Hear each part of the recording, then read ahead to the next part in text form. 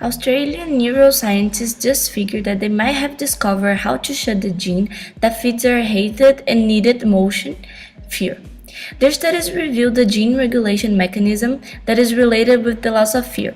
The mechanism can be switched on and off by a modification in DNA expression. The job has to be done very carefully because if the regulation mechanism is completely shut, the fear of loss process doesn't happen at all, and it can lead the person to very anxiety disorders. And if the mechanism runs more than essential, then the person can transgress to a point of death. Now, new neurons erase old memories in mice. So why don't we remember things that happened to us in our early childhood?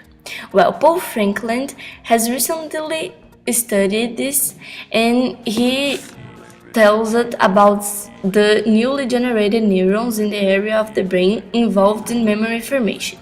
Those neurons might have led to forget established memories, which could help to actually recall those young stories.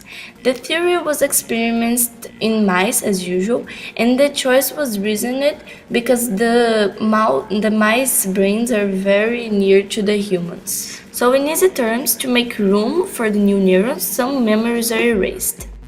Furthermore, boosting the person's neurogenesis, this process, would help to improve in most tasks, but it would have less memory. And that could explain also the mechanism of how antidepressants help depressed people.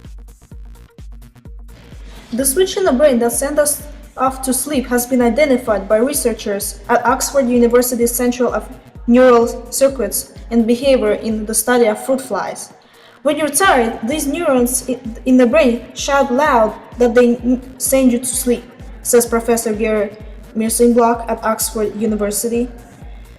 In those laboratory, the new research was performed. The body uses two mechanisms to regulate sleep. One is the body clock, which attunes humans and animals to the 24-hour cycle of day and night. The other mechanism is the sleep homostat, a device in the brain that keeps track of your waking hours and puts you to sleep when you need to rest. Lucid dreams in which people are aware and can control their dreams are rare. Scientists have found that they can introduce this weird state of mind in people by zapping their brains with a specific frequency of electricity with a current of 40 Hz. 77% of this time, participants reported having that were described as lucid dreams. A lucid dream can be thought of as an overlap between two states of consciousness, the one that can exist in normal dreaming and the one during wakefulness, which involves higher levels of awareness and control. The study is detailed on May 11th in the journal Natural Neuroscience. Innovative neurosurgery led to stroke patients' remarkable recovery. So, Tony Guinness is not an ordinary person anymore. He has been treated for a typically fatal form of fast-spreading cancer, congestive heart failure, and hernia, all in the past 2 years. So when he suffered a brain stroke one morning, he was taken to a very special hospital immediately. The protocols developed as a part of a studies certification in southwestern in America, in the Advanced Comprehensive Stroke Center. An endovascular procedure involves sucking out the clot with catheter-based surgical tools to restore the blood flow to the brain. Assistant professor of neurology thought that Mr. Guinness was an excellent candidate for the removal of the blood clot. The procedure has been used for 5 years only, and he was the fastest to be recovered in the story of the surgery.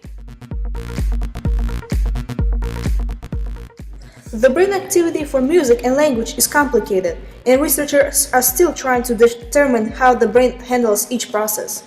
Areas in the frontal lobe help us learn the rules that are responsible for language and music, such as those for syntax and harmony. Regions in the temporal lobe help us perceive and understand sounds, such as the meaning of words and melodies. The auditory cortex appears to have the distinct music and language roles.